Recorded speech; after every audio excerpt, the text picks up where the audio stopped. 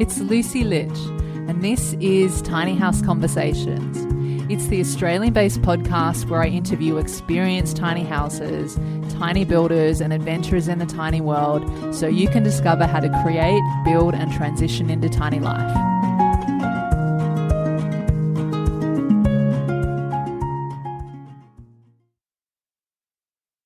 Welcome back to another episode of Tiny House Conversations. On the show today, I'm speaking with Megan and Colin Leeson, who are tiny houses living in Brisbane, Queensland, in what they call the Serenity Tiny House, which they've been living in since 2019. Colin and Megan were guests on the show right back in episode number 2, and I've asked them to join me again to talk all about their Cinderella incinerating toilet. And in this conversation, we talk about their main reasons for choosing an incinerating toilet rather than a composting toilet, standard flushing toilet, or any other option, how the incinerator toilet works. We also talked all about emptying, cleaning, smell, and ventilation, some challenges they experienced using this toilet, advice for tiny houses looking into which tiny toilet option is right for them, and more. It was great to have Colin and Megan back on the show, so on to this tiny house conversation. Megan and Colin, welcome back to Tiny House Conversations. It's really great to have you on the show again. Thanks for having us. Good to be here. It sure is. Thanks. Yeah, good to see you guys again. Now, I had you both on the podcast on episode number 2, so that was actually about maybe a year ago now at this point, and you guys were the first guest interview. And in that conversation, I found out that you guys are using a Cinderella incinerating toilet. And I know that I was saying this offline to you before, when it comes to tiny house toilets, I feel like it's one of the most frequently asked questions, and people are always wondering, what type of toilet? Should I go a composting toilet? What are the different brands? What are the different options? There's so many things. And so I know you guys have got a bit of experience now using the one that you have. So yeah, would love to just dive a little further into that today and how that's working for you. So first off, are you able to let us know, with the Cinderella incinerating toilet, what were some of your main reasons for wanting to go with that option rather than, say, a standard flushing toilet or any other kind of toilet option? I was interested in something that looked like a mainstream toilet, and when we were first looking at designing, there weren't as many options out there, and the composting toilets weren't getting the best reviews, and we just kind of had seen incinerating toilets on the overseas channels, and we kind of looked at it and we both just went, that's something that's easy for us to use. It looks easy to use. We're not going to freak our family out. And it was easy to clean and maintain. Additionally, when you sort of think about using various toilet methods and the property that you may find your house on, you'd probably need to consider what the potential landlord might think happens with your toilet wastes. And so options where there's composting and various other methods that might concern people. One of the little side benefits of the incinerating solution is that has no waste. So it has just a small amount of ash, and I'm sure we'll talk about this as we go through. Very little upkeep and no sort of human waste. Yeah, and so you've kind of find it to be like a much more sort of manageable type of option. And I'm curious, so I guess at the time, because you guys have had it for a little while, but whereabouts did you buy it from, and what was the cost at the time, or rough cost? All right, so we bought it as we started our house, which we've been in it for going on 4.5 years now. So we bought it at that time.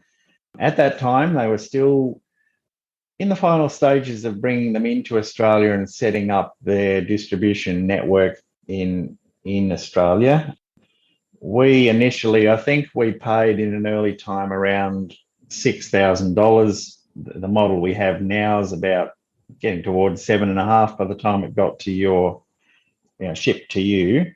We bought ours originally off a person who was setting themselves up to be a Queensland rep, and that will also be part of our story as we go through about some things that we didn't know that have sort of caused a little bit of a problem for us, but well worth knowing in advance for people considering them.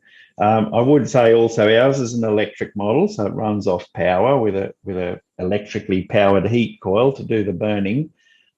Since ours came in, the company also has now approval to sell in Australia a gas-powered model, which costs about $500 more, so sort of more like almost $8,000. But yeah, runs off gas, so someone with an off-grid solution who might be concerned about how much power they need or have with their solar system, gas becomes an alternative for them. And we should point out too that we're on the grid using this toilet as well. On the grid. Yeah. Well, that's really good to know. And then that they've also got that gas option. I'm curious just on that, because, like when you have things in a tiny house and often it's maybe the oven or the stove and things like that consume a lot of power. Do you happen to know if this incinerating toilet that you have, does it use a lot of power or because I'm assuming it's on all the time as well, isn't it? So it's plugged in all the time. What happens as you go to use the toilet, you lift the lid and it starts a fan, like a computer fan, which is almost zero power. After you go to the toilet and you press the button, which does the air quotes flush, it drops a package down into the burning thing. And I'm looking here at the stats, 1.4 kilowatts for a burn, for a full cycle of a burn. So that lasts, I don't know, let's say somewhere between half an hour and 45 minutes probably.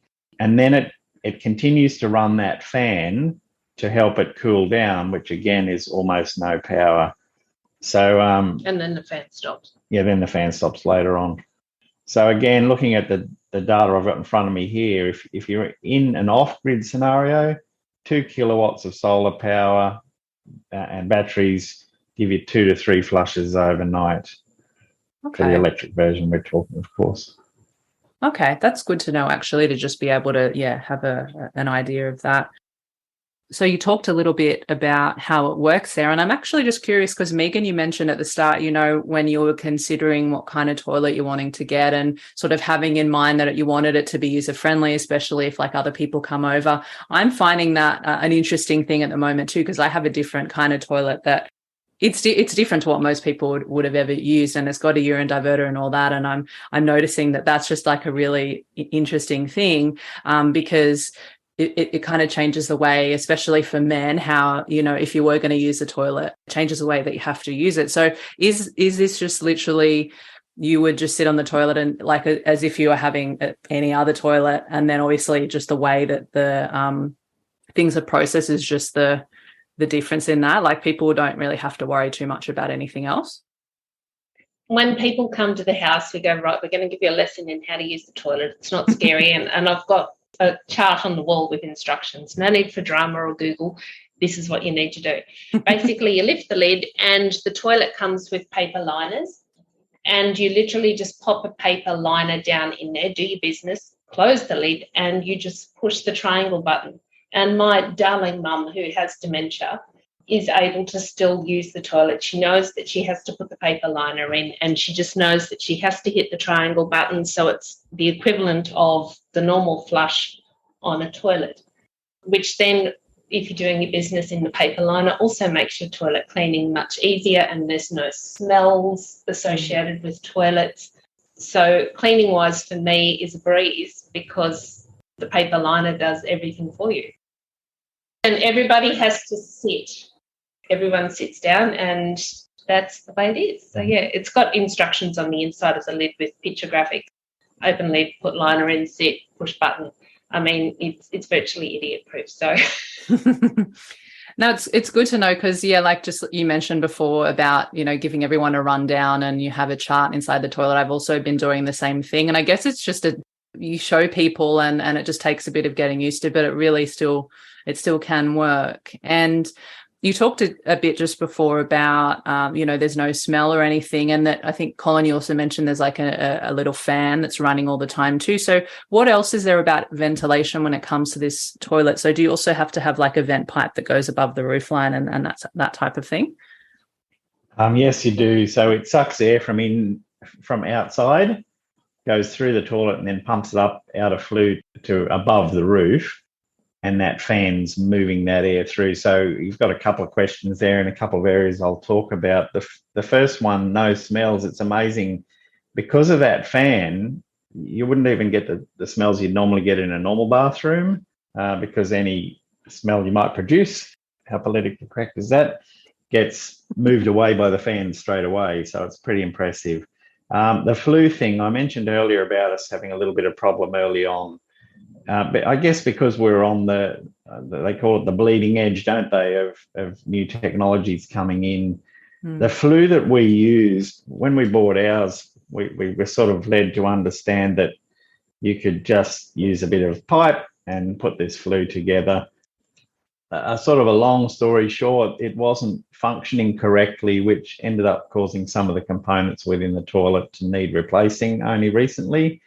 And so, yeah, we learnt from the new people who we've been dealing with for a few years, and we'll leave you links to that company, and at Cinderella Toilets or Retrolooms have been really good in helping us figure out how we should have done it originally. We've got it all set up properly and it now works. So I guess the message out of that is make sure it's set up correctly at the beginning, and that'll save you some issues, and for us a bit of expense later on that we weren't expecting. Yeah, but our original seller really was a bit of a cowboy and didn't really know a lot of what he was doing. Yeah. And in hindsight, after speaking to our new supplier, the difference is chalk and cheese. Yeah. They talked us through everything, and the other guy just went, yeah, that's fine. And because we knew no different, we just believed him. And needless to say, we've nearly got a new toilet lessons again. Learned. Hey, another thing worth mentioning that we've sort of touched on here a little bit is the liners. So as a consumable item in the toilet, it is those liners. You buy them in a pack of 500 for about $50, I think. So if you work that out, it costs you about 10 cents in liners per flush. Factoring that into to what you're choosing when you go with the incinerating toilet is important as well. Yeah, to know that there are, some ongoing costs and all of that.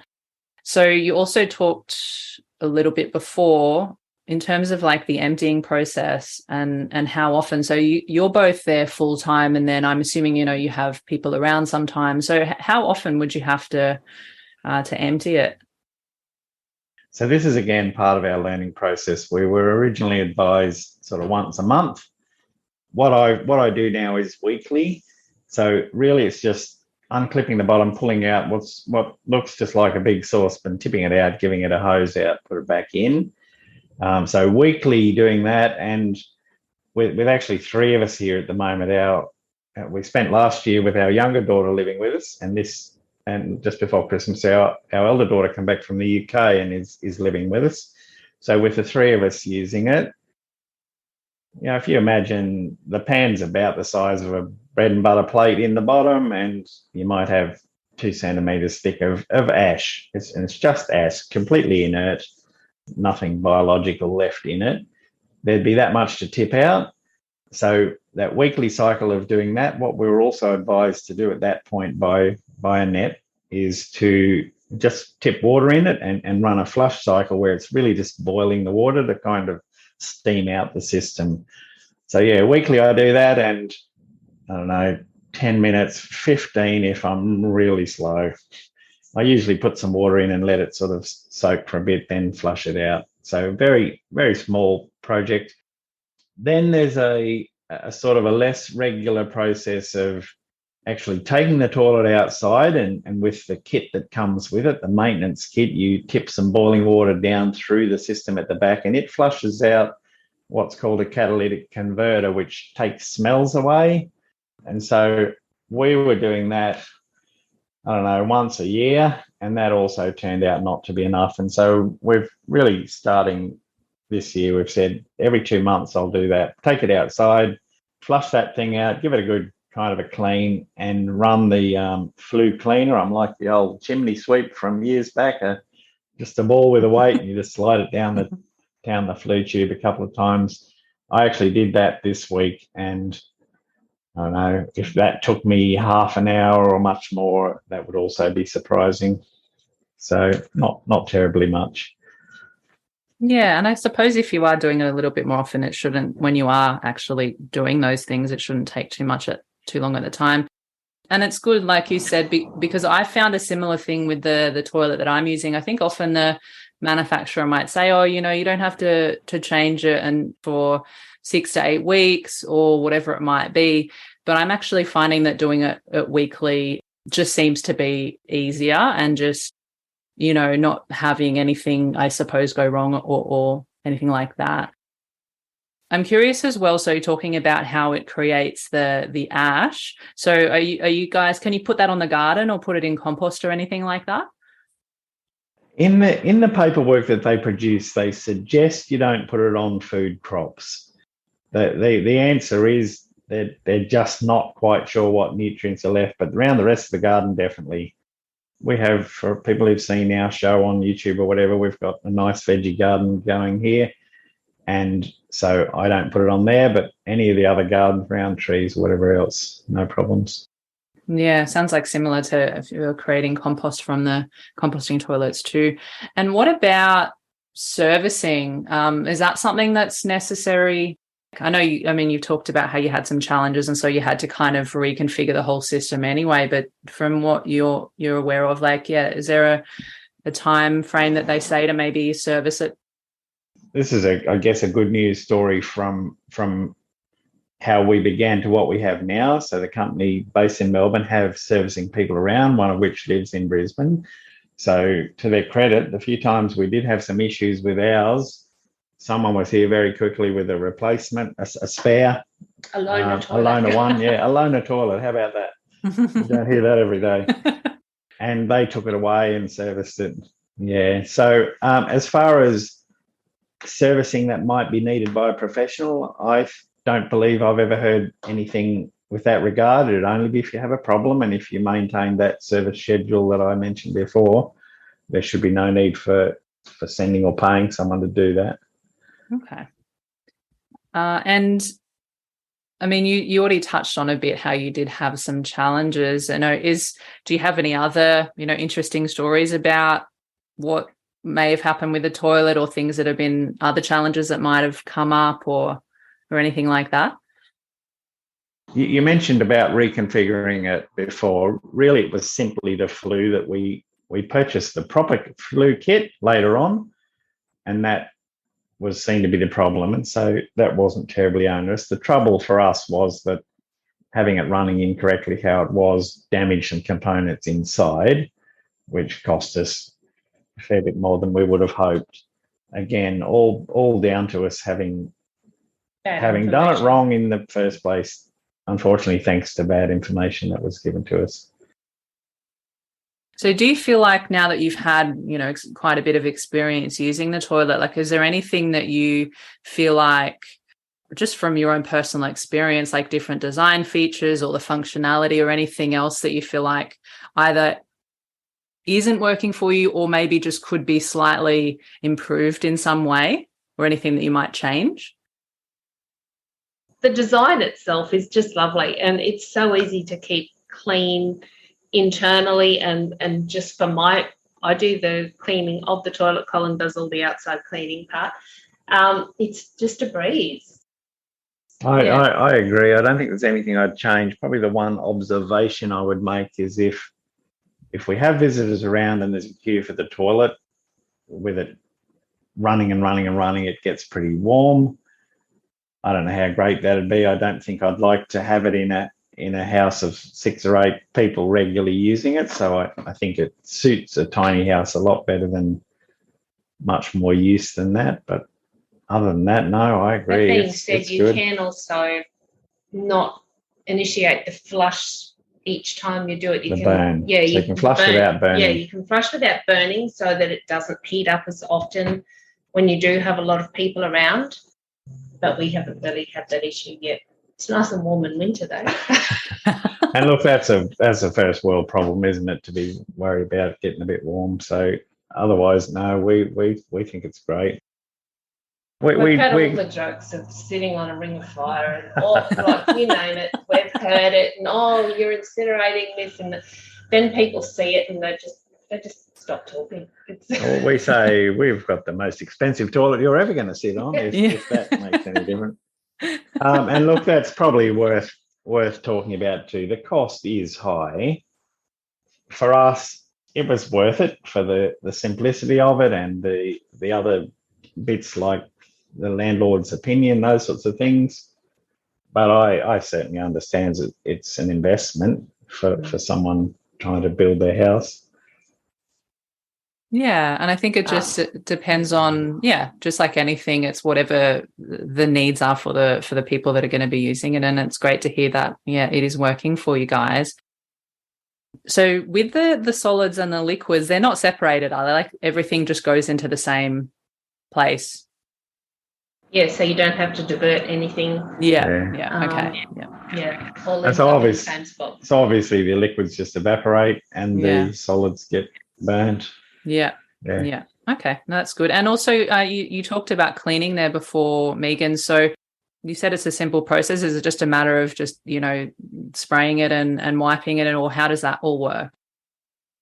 The liner of the bowl is stainless steel and it opens like a trapdoor to drop things down. And so I'll just give it a good wipe out of that because, as I said, nothing's getting caught on there or left on there because the paper liner's done everything.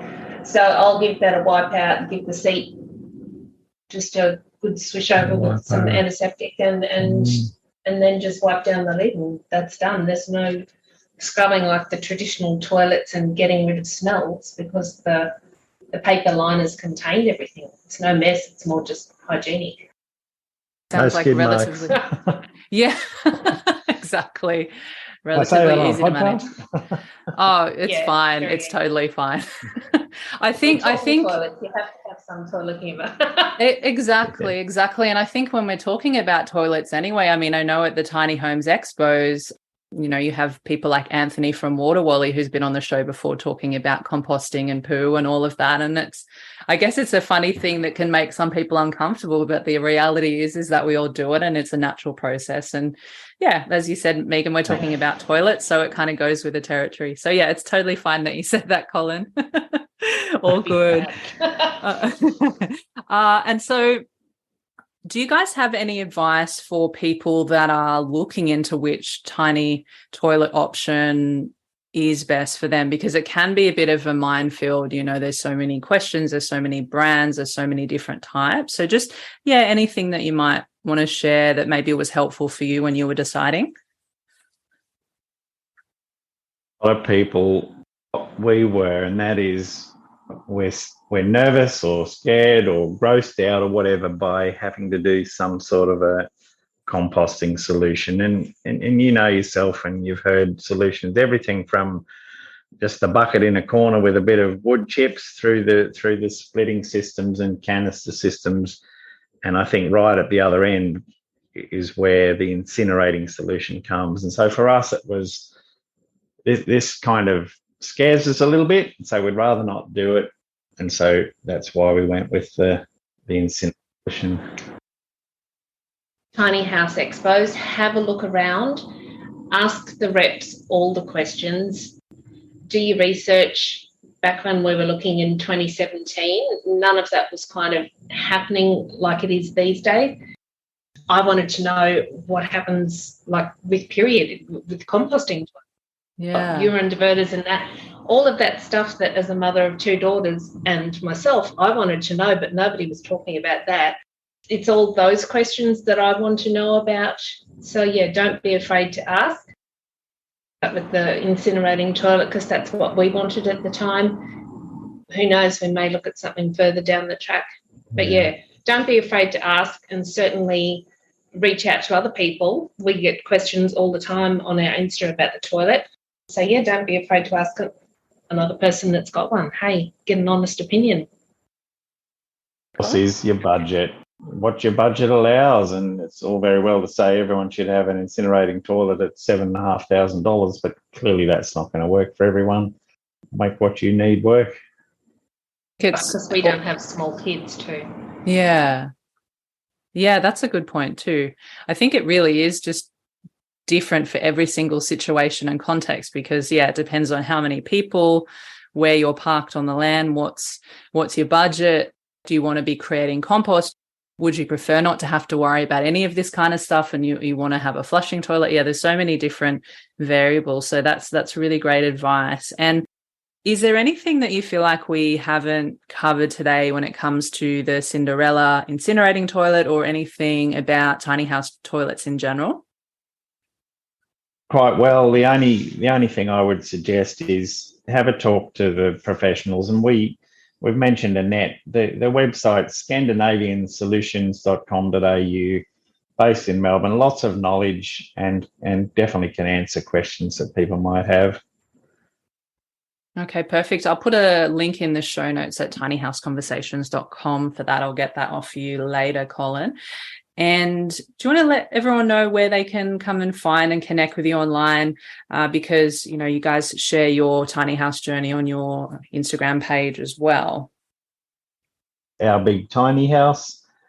We've sort of mentioned in our earlier interview about the little workshop beside it. I've got a few things up there on its own Instagram account, Serenity Woodcraft. Otherwise, there's the Bryce's YouTube show. Just search Living Big in a Tiny House. Hamptons is the easiest way to find there's the link in our bio. The show they did on our house. It's a few years ago now, and a few things have changed, but yeah, that's about it. Okay, great. I'll put a link in the show notes for all of those and people can go and check that out. And also, if you're listening at home and you haven't heard my previous conversation with Megan and Colin, I'll put a link in the show notes as well for that. I recommend checking that out. And you can find all those show notes at tinyhouseconversations.com. Megan and Colin, thank you so much for coming back on the show today. Thank you for your time and for, sharing with us all about the Cinderella incinerating toilet. And been great talking to you again. It's a great topic of conversation that people need to know about. So thank you. I absolutely agree, which is why I'm really happy to have you guys back on the show to talk about all of this. So yeah, thank you again. And if you're listening to us, thank you so much for taking the time out of your day. Stay tuned every Thursday for new episodes of Tiny House Conversations, and I'll see you next time.